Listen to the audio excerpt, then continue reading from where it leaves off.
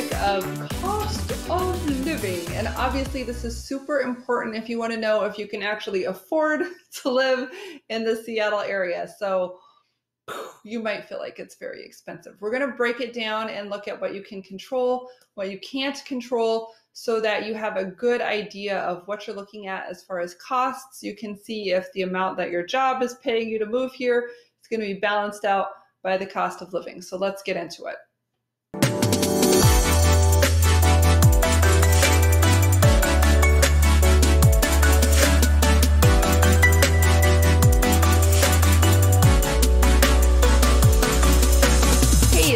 Cressy here. I'm a real estate agent with HomeProAssociates.com at HomeSmart Real Estate.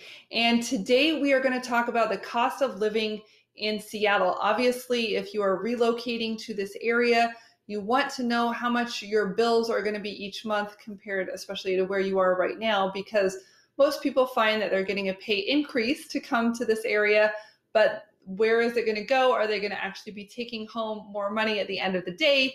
Is kind of the critical question. So that's what we're going to go into today. If you are new to my channel, welcome, welcome, welcome. I am so glad you're here. Make sure you like and subscribe and get all into our web of info. We have a lot of stuff coming at you. You can watch new videos each week. You can also go back through our library. We've got a ton of stuff. Neighborhood video tours, like I guess vlogs is what they're called, and kind of driving around on the streets to give you an idea of what specific neighborhoods are like, as well as breakdowns and top 10 lists. So you can start big and narrow down as you start to get a feel for what some options might be. If that's still not specific enough for you, I would love to talk with you on the phone. Feel free to jump on our website, HomeProAssociates.com. You can go contact me through that site. You can call me or text me at this phone number that I hopefully is printing across the screen. And I'm here. I'm a full-time real estate agent, work with some other people as well. We are happy to talk to you and make that match between what your personality is, what your budget is, and also what's available in the Seattle marketplace. So we'll look forward to talking with you like we do so many of our other clients in Zoom meetings and then in person when you get here. So in the meantime, let's jump right into the content. What we have today is the cost of living. And, all joking aside, hopefully you're making a lot of money because Seattle is a pretty expensive area. The largest part of that cost is going to be your housing budget for sure. And I would say the biggest pain in housing is usually felt at the outset when you first buy the house, because then your housing payment is locked in and you're going to have your income go up slowly over time. Hopefully, maybe quickly over time if you're good at negotiating salaries. But essentially what we want to do is just make sure that you can afford it. And when it comes to Seattle real estate, what a lot of people find is that they have to get their foot in the door, just buy something, even if it's not their perfect forever dream home type of thing. And then as their equity grows, as their salary grows, they can maybe trade up one or two times to get into a larger property that they like. So we'll get into the housing budget stuff a little bit later in the video. I want to look at what some of the other expenses are that you can expect to pay here. So number one is food.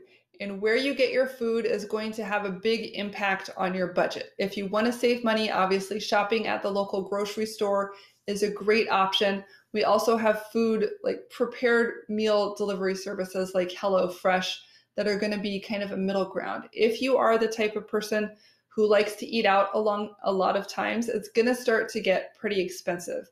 I know when my husband was working in downtown Seattle, he would often go to like a food truck or like a fast food type of restaurant like Chipotle, my personal favorite, and usually spend $15 on lunch. No problem, right? That was kind of the baseline, the cost of entry, and $15 on lunch adds up, especially if you do it every day, and especially if you add in maybe like a Starbucks run for coffee or something like that. Now, I don't want to put a lot of specific numbers out for groceries because obviously we're having a lot of inflation right now. Things that we pay will probably be different, but I wouldn't say our groceries are exorbitantly expensive. The main thing that I buy is those big salad boxes, which are now $6 for a salad box of leaves at the grocery store. It's probably $4 or $5 at Costco. And meat is $8 a pound. Like it all hurts my heart to do this video, guys. Like everything seems so expensive. My sister was like, "You're still living in an era where stamps cost 25 cents," and I was like, "Yes, I am." A lot of people look at things like a home cleaning service here, especially if there's two working professionals, and that could easily cost you $400 to have your home cleaned for like a 3,000 square foot home. So gardening, landscaping could be anywhere from $100 a month to more. So it just depends on like how many services and how many bills you're going to be looking at. I would say to go to a reasonably nice restaurant for a date night. Like I love going to Scott's Bar and Grill, which is across the street from the Costco, but fancy. Like they have a bar with cocktails and things. So you can get like a hamburger there for $17. Desserts are probably $5 to $7. Other entrees are probably $25 to $30. So it's not like a fancy, it's our anniversary type of place, but it's more like a date night type. And that's going to cost you probably $20 to $50 per person, depending on whether you order drinks and appetizers and desserts and things like that. If you're like me, you can go to Costco and get a coupon, like a gift card that you buy at a 20% discount at Costco, and then go across the street and spend it and get 20% off your bill. Don't forget tax and tip. Tip, obviously, you can do what you want, 15% or whatever you like. And then tax, we do pay about a 10% sales tax on those items. So that's going to be pricey too. The Chipotle is running now like $10 per burrito. If you want that kind of it's like the Big Mac index, but I don't go to McDonald's, I go to Chipotle. So it might be $15 if you I always get the cheapest meat, which is chicken, but if you get a fancier meat, or you get guacamole, or you get extra toppings, it can start to add up. So guys, I'm so cheap. I don't like to spend money. And I usually make my husband pay the bills when we go places. So this is a harder video for me to do, but I want to give it to you straight. Gas is quite expensive here. We have about 50 cents for every gallon added to our gas cost as far as taxes go. There's a local tax and a federal tax on that. We don't pay any state income tax, which is really good. So if you're in a state where they charge you income tax on April 15th each year, we don't have that here. So that's a big savings as well, which I really like. So the goal here is to earn a lot of money, but not spend a lot of money, because we have no income tax. We just have sales tax. And that's going to be better for your bottom line anyway. I found this cool website called, I don't know how you pronounce it, Numio, probably. And it's basically a kind of a cost of living calculator. So I thought it would be fun to just put in here the cost of living for a family of 4. And there are different variables that you can change. And then they survey things to, like, how much do you spend when you go out to eat at a restaurant? If you're a single person and you're like buying drinks, you could spend $80. Or you could go to Chipotle and get out for under 15. So it's going to be a little bit of a your mileage may vary type of a thing. But when eating in restaurants, are you choosing inexpensive restaurants? If you're like me, you can say 80% of the time. Do you ever drink coffee outside of your home? This is Starbucks country, man. You go to Pike Place Market in downtown Seattle, you can see the first ever Starbucks. There's places where you can stand in Seattle and look in every direction and see like 8 different Starbucks that you could walk to. So you may be very frugal when it comes to that, or you may be like, every morning when I drive to work, I go through the Starbucks drive-through, or someone goes for a coffee run and then we all chip in, right? So What about going out to the movies or having nightlife? Those types of things. Alcohol, I'm going to put that down to 0 because if you are drinking alcohol, you know how much you spend on it, but that could be a pretty big variable. At home, we're eating Western food. We're driving a car a moderate amount. This is a car area. I mean, if you live in a really urban, like downtown Seattle, you might not need a car, but this is not like Manhattan where nobody has a car. Everybody has usually a car or 2 or 3 if they have teenage kids. And at least in the suburbs, you may be taking the bus or the train, the light rail to the city for your commute, but you're still going to want to have that car to go pick up your groceries, take your kids to soccer, run the carpool, go to birthday parties, stuff like that. So we'll say we're not taking the taxi. One person is going on the bus on a regular basis. We're not buying season tickets to anything. We're not traveling. We have a moderate clothing and shoe budget, and we're not including housing expenses. Okay, so that's just going to give us an idea of what we can expect for our cost of living. And it just recalculated it. So here you go. Your restaurants are going to be one of your most expensive things, $700 a month. And that's, you can look at this and say, we would never buy Coke. I always drink water. You're learning about all my personal spending habits. I always drink water because it's healthier and it's cheaper. But I know like some people, like they routinely order a Diet Coke or an iced tea or something like that. You might go out for coffee and it costs $5 every time and you go once a day. And so that's going to cost you $120. Are you going on dates? Are you taking your kids? Are you going to McDonald's? Like what's going on? So you can look at this and play with it and get your ideas. But remember, this is for a family of 4. And I think I showed you the setup at the beginning. Okay, so now this is for more entertainment type of stuff. So it looks like what we have here is that you're going out to the movies once a week with the family. It costs $15 to go to the movies. Occasionally you're getting drink while you're there or drink afterward, 15 or 20 bucks, that type of thing. It adds up to $200 a month. You're not smoking, good for you.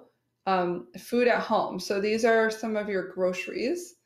And that's giving us an idea. This is not my actual what I buy. I'm not sure what this is based on, but I guess people do survey like how much am I buying? And so they're giving you like an $1,800 a month food budget. They're giving you a $60 for bottled water. Guys, we have great water here. It is fluoridated, so I don't like that. I have a filter on my water at home. But everybody, from California and other places drinking tap water, they're like, your tap water tastes really good. So most people here don't feel the need to spend on bottled water or water filters. They just drink it straight from the tap. Okay, so for your gas bill, you're paying $650. The gas costs, $5.30 a gallon. And you're driving 40 miles a week. Your transportation, you're getting a monthly Orca pass, which will get you on the bus or the light rail, and that's $100 a month. A lot of times your employer will pay for that. If you don't have your employer paying for your transportation card, then you can buy it yourself, but it's still cheaper than driving and parking downtown. If you need to park a car in the city, you're going to have to rent a spot. I mean, you can go and pay hourly and it's like $15 or $20 an hour in some of these garages. Oh, there's early bird specials and late bird specials and other things, but these garages are crazy. And so you can rent a spot where it's like you pay a $200 or $300 monthly fee and then it's yours for the month and hopefully in your building or within walking distance to your building or your condo or wherever you're trying to go, because parking is really tight in Seattle. Really horrible.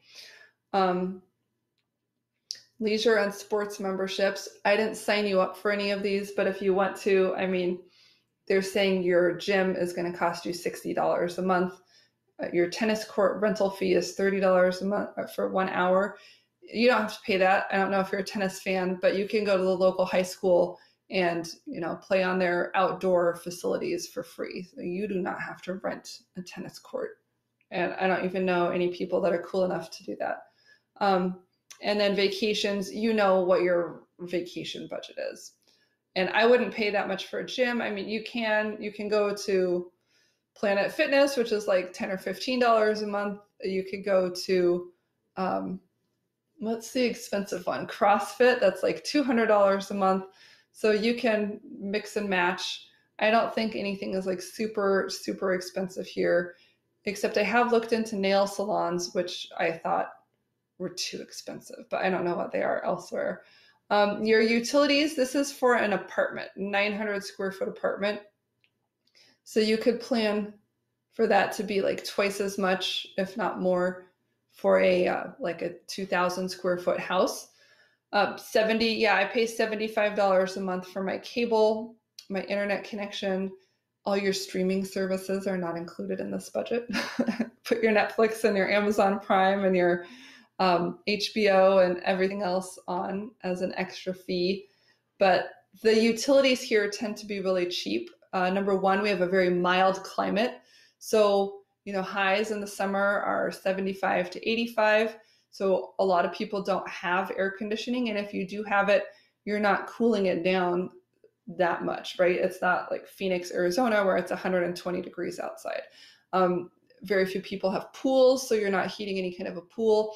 And then in the winter, it's not Bismarck, North Dakota, where it's like 40 degrees below zero. It's like 50. It's, it's below freezing. That's a very cold day. So a modern home that's well insulated, that doesn't have a lot of drafts, you're not going to have a huge heating or cooling bill. And then clothing or shoes, you probably already have a good idea of what you spend on this. A lot of people are turning toward online shopping. But yes, I mean, I think these are all reasonable types of costs for these things. Childcare, $1,500 a month, I think is totally reasonable and accurate. And not only is it super expensive, and there's a waiting list, it's hard to get into places. So before you know that you're even having a baby is really the ideal time to sign up for childcare, for infant care, because there's quite a long waiting list. And if you wait until you're pregnant, like, you're really not going to get a spot. It's not that it's super exclusive or snobby, or that your 4-year-old has to try out for memorizing their math facts. It's more that it's just a commuting thing, a cost of the space. You just have to shop around and be prepared to call a lot of places, and do start early. You can wait till the baby's coming. That was a joke, but it is a little bit hard to get into childcare, and so prices do tend to stay high. And plus, we have a minimum wage here, which is $15 an hour. So everyone is going to be making at least that much money who are at the child care center. International primary school, this is like a private school fee. I would say this is a middle priced. So if you're going with like a Catholic school or a Christian school, those are probably going to be the least expensive private schools, which are going to run more in the $10,000 to $15,000 a year range. If you're going for something exclusive that's a name brand, you could see $40,000 a year. So you can shop around that cost. Obviously, that's a really expensive variable there. So let your fingers do the walking and Google that baby up. Other goods and services, I don't even know what this is. Electronics, household supplies, blah, blah, blah. So the main things you're going to want to look at are housing, gas, childcare, restaurants, and then any kind of medical expenses that you have, which are usually paid for through your employer. So what kind of a medical and dental plan are you getting? Those are going to be your big ones. And then we have the question of rent and housing. So the median I pulled up, because I am a real estate broker, some median home prices, and this is obviously subject to change. This is averaged out. It's like a 12-month rolling average, so you won't see as much dips and falls. But here we are at the end of 2022. We're seeing median home price in King County, which is the county where Seattle and Bellevue are located. It's the most expensive county in the state. Median home price here is $709,000, and median home price in Snohomish County, which is the county to the north. It starts around the Linwood area and north. That's going to be Snohomish County, and it's farther from the downtown cores, so it's going to be less expensive.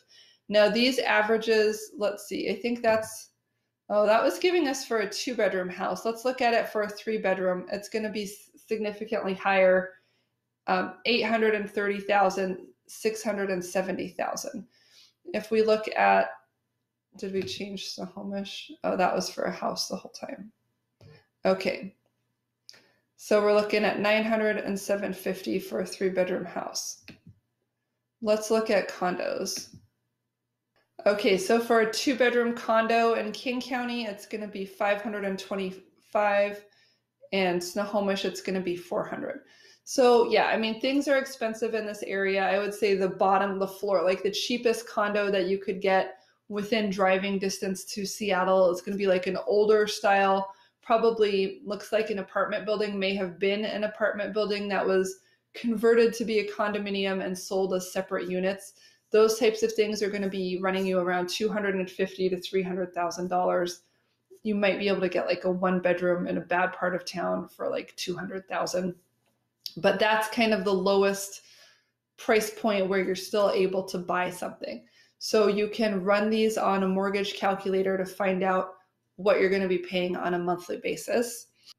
Okay, so here we are on my website, and we can take a look for homes that are in that median price range of around $900,000 in Seattle area. Now, I want to remind you, the closer we are to downtown Seattle, the more expensive it tends to be. Once we go out into the outskirts, then it's going to be like you're getting more home for your money, or vice versa. The prices are coming down for the type of home that you want. Now, I will point out that there's not a lot for sale in this price range in the Bellevue area because Bellevue is more expensive than that. Okay, so let's click into one of these homes and just see what the monthly payment would be so you can get an idea for the prices. It's a $900,000 home, and you can play with this mortgage calculator right here. So for example, 20% down would be almost $200,000, and very few people come with that kind of money. Also, we need to change the interest rate to be a little more reflective of today's values. And then that gives us an idea. Maybe we're going to negotiate a little bit of a discount on the price, right? Whatever it is. Let's put it up to 900 since we said that was the median home value.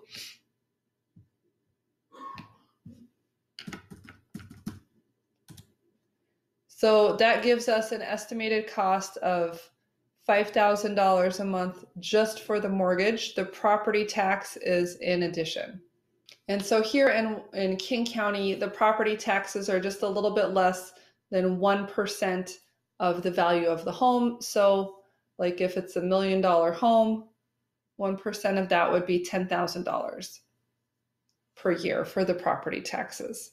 And property insurance, it depends on your policy, maybe $100 to $200 a month. In addition, if you're going with something like a condominium, obviously this is a house, but if you were buying a condominium, you need to be prepared to pay the homeowners association fees. And a lot of people don't like to pay these fees because they think, it's just money out of my pocket. It's a bill I have to pay, and I don't like to pay bills. But I would encourage you to look at it as something that you would have to pay for anyway when it comes time to buy an actual property. There's like a big 3-bedroom, 2-bath condo in Bothell, which is a nice, popular suburb with good access to both Seattle and Bellevue. And so what we're seeing here is that you are going to have to pay what's called a homeowners association fee. And so typically people don't like to pay this fee because it just seems like another bill, more money out of their pocket that they don't really like. And what I would say to this is you're paying this anyway as a homeowner. You're just not being forced to save up for it. These homeowners association fees include things like, here it says garbage, lawn service, sewer, water, earthquake insurance. So it's a lot of the same types of bills that you have as a homeowner. It's just chunked as a part of your monthly fee. So instead of saving up and paying $10,000 for a roof down the road, you're doing it all month by month. And the idea is that Washington State actually requires these condos to include a study where a firm will come in and say, this type of roof is going to cost whatever, $100,000 to replace. Your siding is going to cost $80,000 to replace. Your new fences are going to cost $20,000 to replace. And that needs to be done every 5, 10, 15 years of maintenance. So the idea is they want these big condo buildings to have a budget in mind of what they're going to need to pay and when they're going to need to pay it, so they can avoid what's called a special assessment, which is like, whoopsie, the roof is leaking, we need to replace it, but we haven't saved up enough money to do it. So those reserve studies and the monthly homeowners association collections are really there to help you budget for those bills that are not a surprise. They're part of normal maintenance. They just need to work it in to the budgeting. And I would say you should do something similar if you are buying a home. Now, this one has a $600 fee. I would say that's a little bit higher than I kind of benchmark in my mind, which is $300 to $500 a month for the homeowners association fee. But this is a little bit more expensive condo with a larger number of bedrooms.